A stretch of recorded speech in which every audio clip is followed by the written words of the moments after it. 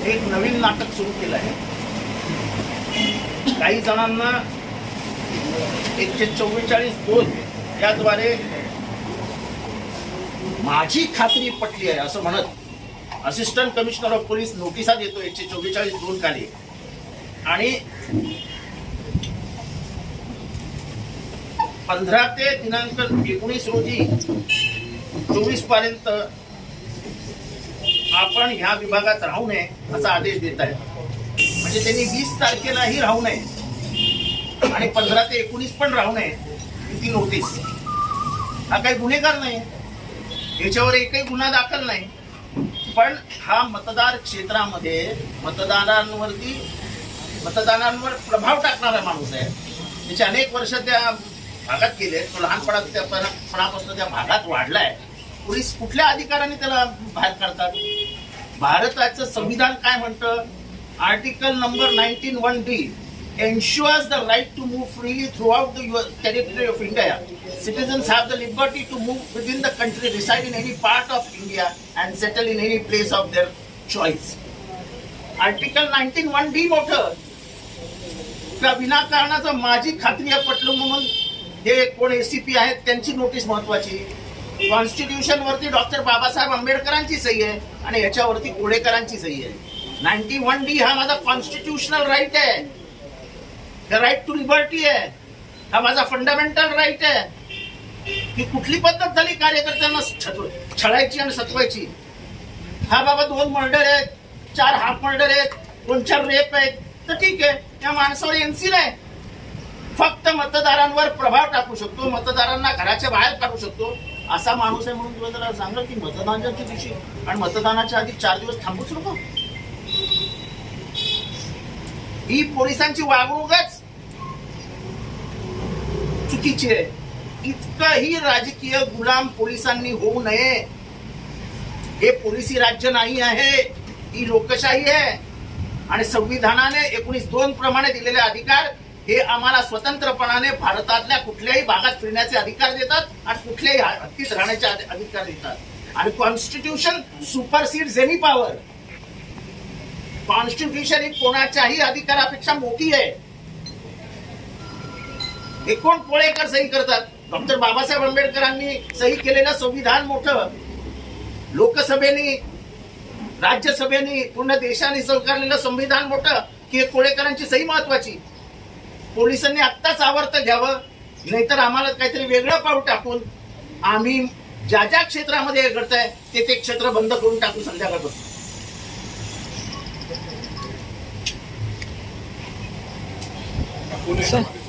ह्याच्या मागे कोणी माहित नाही. मर्डरचे आरोपी आमच्या माहितीचे आहेत, नावं देतो, काढा नोटीस.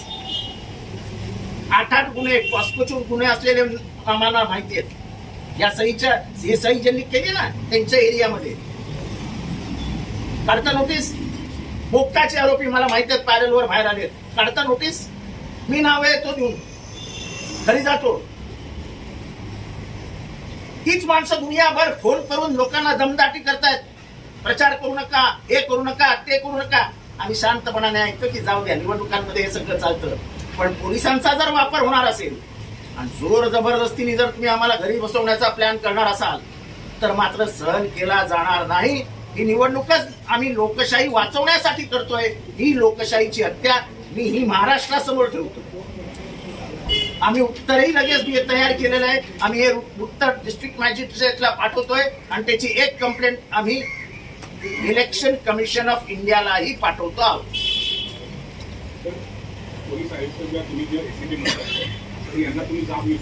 मी कशाला जाब विचारू? त्यांना अधिकारच नाही आहे. आर्टिकल 19(1)(2)(d) हा मला अधिकार देतो ना महाराष्ट्रात देशात कुठेही फिरण्याचा, कुठेही राहण्याचा. हे कसे काय मला प्रतिबंधित करू शकतात? तुम्ही ह्या तारखेपासून ह्या तारखेपर्यंत इथे राहू शकत नाही. मला सांगतील उद्या तुम्ही तुमच्या बंगल्यात राहू शकत नाही. हे पोलिसी राज नाही आहे. हे त्याचा थेट मतदानावर परिणाम होतोय. याचा अर्थ तुम्ही बायस्ड वागतात आणि पोलिसांनी बायस्ड वागू नये असं निवडणूक आयोगाचं हे रेग्युलेशन्स आहेत. कुणाला कुणाला नोटीस दिल्या जाहीर कराव्यात आणि 15 नावं अशी देतो ज्यांच्यावर मर्डर केस आहेत.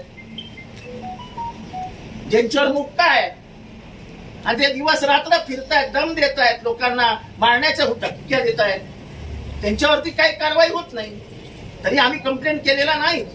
पण असं जर होणार असेल तर मात्र आम्हाला उलटं पाऊल टाकावं लागेल. उद्या जर आम्ही हे एरिया बंद करायला सुरुवात केली आणि जर याच्यातनं सामाजिक तणाव निर्माण झाला तर याची जबाबदारी पोलिसांवर असेल. सर, या नाकेचा किती लोकांवर केलेला आहे? हम लोग ने अभी खुला नहीं है राज, हम सिर्फ इशारे के तौर पर एक नोटिस दिखा रहे हैं. नोटिस कभी भी एक पे रुकती नहीं है, आपको मालूम है. पर मैं मुझे हंसने आ रहा है कि पुलिस ऐसा कर कैसे सकती है? आप किसी को कैसे रोक सकते हैं? कौन सी कानून व्यवस्था है और वो भी बिना हियरिंग. अरे मेरी सुनवाई तो लो, मुझे सुनो तो. मेरी क्या गलती है मुझे बताओ तो. माझी खात्री झाली आहे.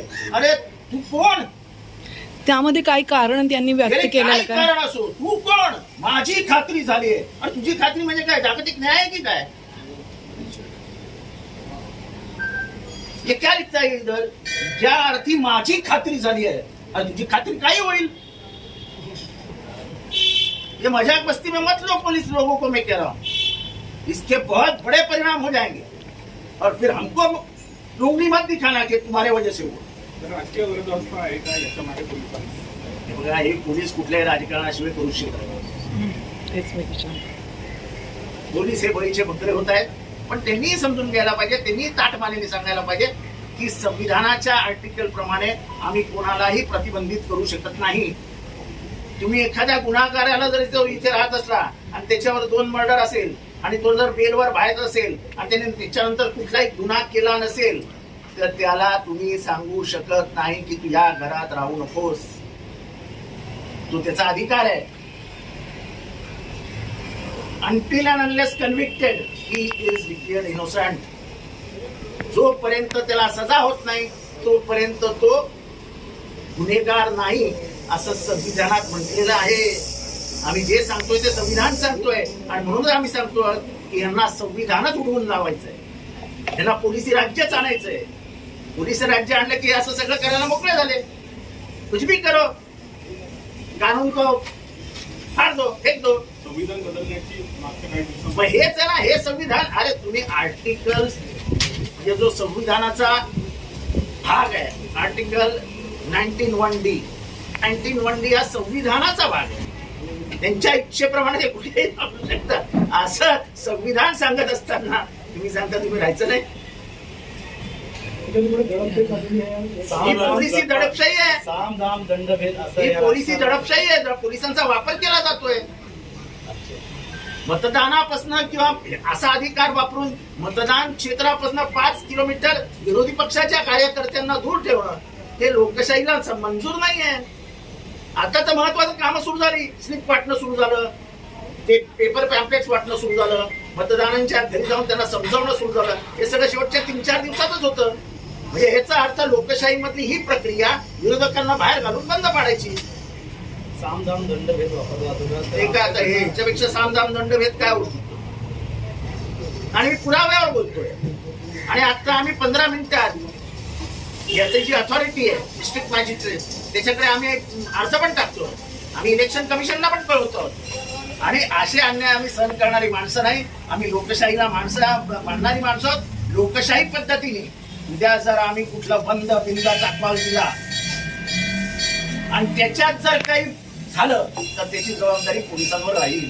कलेक्टर रिॲक्ट करत नाहीत अशा अनेकशा तक्रारी कलेक्टर. बिचारा कलेक्टर काय करणार? सगळे हात बांधून ठेवलेत खुर्चीला त्यांची. ते पेनही वापरू शकत नाही, मी काय आदेशही देऊ शकत नाही. अख्ख्या प्रशासनाचे हात बांधून ठेवलेले आहेत अख्ख्या महाराष्ट्रात. काय करू शकतात ते? कोकणात देखील नोटीस आल्या होत्या मुस्लिम समाजाला. त्याच्यानंतर आता इथे देखील याला सुरुवात झालेली आहे. विरोधी पक्षाच्या काय वाटतं कुठेतरी निवडणुका घेऊन असं आहे की निवडणुका या फ्री अँड फिअरलेस झाला पाहिजे हा साधा न्याय आहे. मोकळ्या वातावरणात निर्भयपणाने निवडणुका झाल्या पाहिजेत असे इलेक्शन कमिशनच्या ऑर्डर्स मध्ये. तुम्ही तर भयभीत करतात लोकांना. उद्या त्याचे घरचे म्हणतील झाले हा एकटा बाहेर जाईल, ह्याला कुठेतरी मारून टाकतील. चला नवरा बायको आई बहीण चला लॉक लावा घराला, चला चला चला निघूया आपण. हे भीतीचं वातावरण तयार केलं जातंय. तर कुठेतरी इंडिया आघाडीचा धसका घेतलेला आहे का सत्ताधारी पक्ष? नाही, इंडिया आघाडीचा मी धसका म्हणणार नाही, पण ह्याच्यात मूलभूत अधिकार जे आहेत संविधानातले त्याचा पराभव आहे.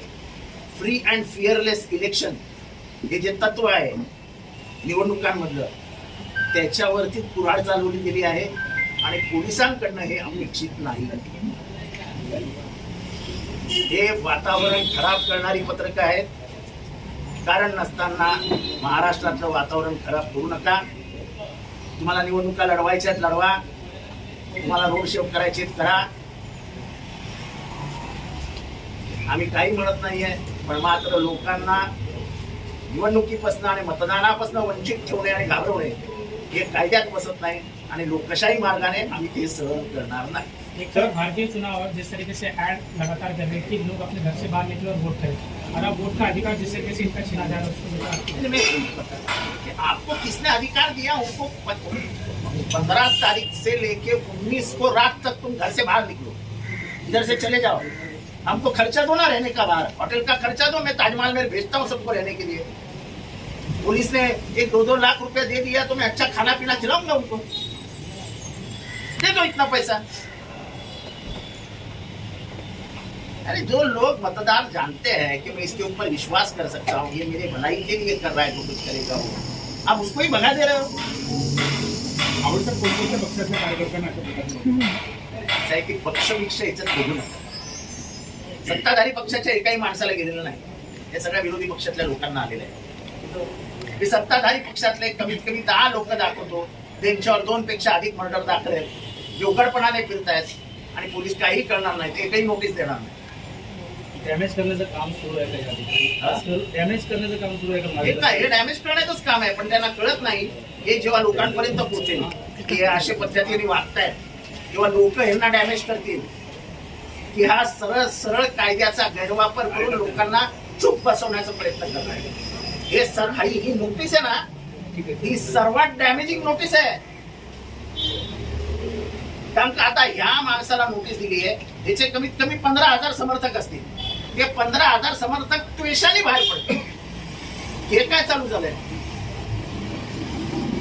हा किंबहुना जिथेही नोटीस दिली आहे त्या मतदारसंघाच्या उमेदवाराला पाडायची सुपारी वाटते पोलिसांनी घेतली. न्यायालयात दाद मागणार का या सगळ्या प्रकारात? कशाला न्यायालयात दाद मागणार? आम्ही इलेक्शन कमिशनला कळवणार आणि ह्याला मी माझ्या गाडीत घेऊन फिरणार. बघूया पोलीस कसे अरेस्ट करतात. शेवटी आम्ही गांधीजींचे अनुयायी आहोत. नॉन कॉपरेशन मुवमेंट म्हणजेच कायदे भंगाची चळवळ हा आमचा अधिकार आहे. कायदा भंग करू, पण असे जुलमी कायदे सहन करणार नाही. सर, जिस तरीके से देश में चौथे चरण का मतदान होगा, उसके बाद उत्तर प्रदेश को हैदराबाद में पुलिस के जो जिस तरीके से कार्रवाई की जाए उसको लेकर शंका ऊपर से क्या थाने में भी अभी ऐसा है, हैदराबाद में एक उम्मीदवार जाके औरतों का नकाब ऐसा ऊपर कर रही है, उसको किसने अधिकार दिया था? क्या कार्रवाई की? चुनाव आयोग ने क्या कार्रवाई की? डराया धमकाया जा रहा है भूत के बाहर. क्या कार्रवाई की चुनाव आयोग ने? नोटीस काय करावं? हेच आम्ही विचारतो की तुम्ही त्याला बोलवून सांगितलं नाही, तुम्हाला नोटीस येतो, त्याचं म्हणणं ऐकून घेतलं नाही. एकतर्फी नोटीस काढून त्याला असं घराच्या बाहेर काढण्याचा अधिकार पोलिसांना नाही. आणि तो मी आज सांगतो इथे जाहीर, तो पुढचे 4 दिवस माझ्या घरात असेल, तो पुढचे 4 दिवस माझ्या गाडीत असेल. हिंमत असेल तर माझी गाडी अडवा आणि त्याला उतरून दाखव. आणि जेवढे असतील तेवढे आम्ही सगळे त्यांना गाड्यात घेऊन फिरू. हिंमत असेल तर गाडी अडवून दाखव. एकतर्फी ही दादागिरी आहे, घाबरवण्याचं काम आहे. आणि उलट तुम्ही अजून प्रक्षोभ निर्माण करतात जनतेमध्ये. जनता तुमच्या ह्याच दादागिरीला कंटाळली आहे. कुठे गुन्हे, कुठे फसवणे, कुठे तडीपारी काढणे, ह्यालाच जनता कंटाळली आहे. आणि त्याच्यातनं आजपासून एक कुठेगिरी सुरू केली आहे. निवडणुका या शांत आणि अनफेअर आणि पीसफुल झाल्या पाहिजे, पारदर्शक झाल्या पाहिजे, असं निवडणूक आयोगाचं असं स्पष्ट मत आहे. अनरिटन येते. पण अशा भयभीत करणाऱ्या वातावरणात जर निवडणुका होणार असतील आणि ह्याच्यानी एखादा प्रक्षोभ झाला आणि त्याच्यानी एखादा व्हायलन्स भडकला तर त्याला जबाबदार पण